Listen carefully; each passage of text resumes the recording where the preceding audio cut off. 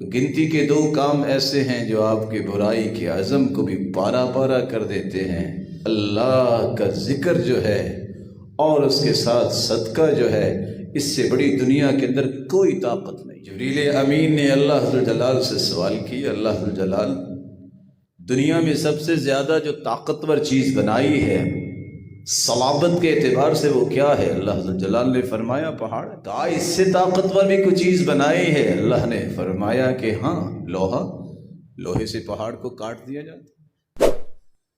کہا اس سے بڑھ کے بھی کوئی طاقتور چیز ہے؟ جواب دیا جی ہاں، آگ ہے، یہ لوہے کو پانی بنا دیتی ہے۔ کہا اس سے طاقتور بھی کوئی چیز بنائی ہے؟ کہا پانی ہے، جتنی مرضی آگ ہو پانی ڈالے تو ختم ہو جاتی ہے۔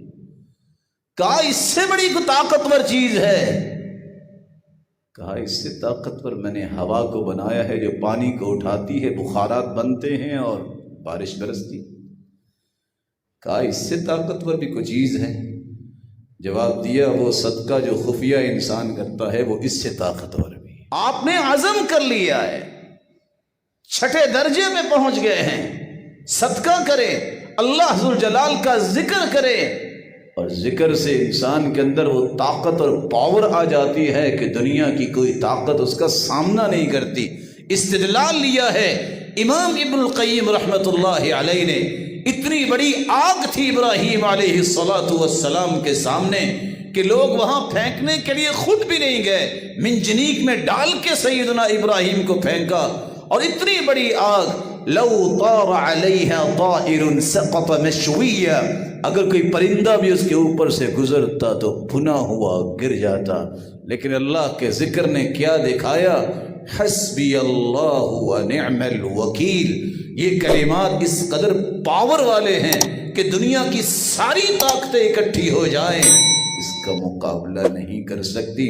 ادھر یہ کلمہ پڑا، اللہ ذوالجلال نے اس آگ کو باغ بنا دیا۔ بیٹھے ہیں، صرف ہاتھ بندھے ہوئے ہیں اور پاؤں بندھے ہوئے ہیں رسیوں سے، ساری کی ساری آگ ختم ہو گئی، صرف وہ رسی پہ آگ لگی ہے جس پہ ساتھ ہاتھ بندھے ہیں۔ جب وہ جل گئی تو مسکرا رہے ہیں۔ لکھنے والے لکھتے ہیں کہ باپ آزر کہنے لگا نعم الرب ربک یا ابراہیم، اور ابراہیم تیرا رب تو بہت بڑا نکلا، اس نے تو تجھے کچھ ہونے ہی نہیں دیا۔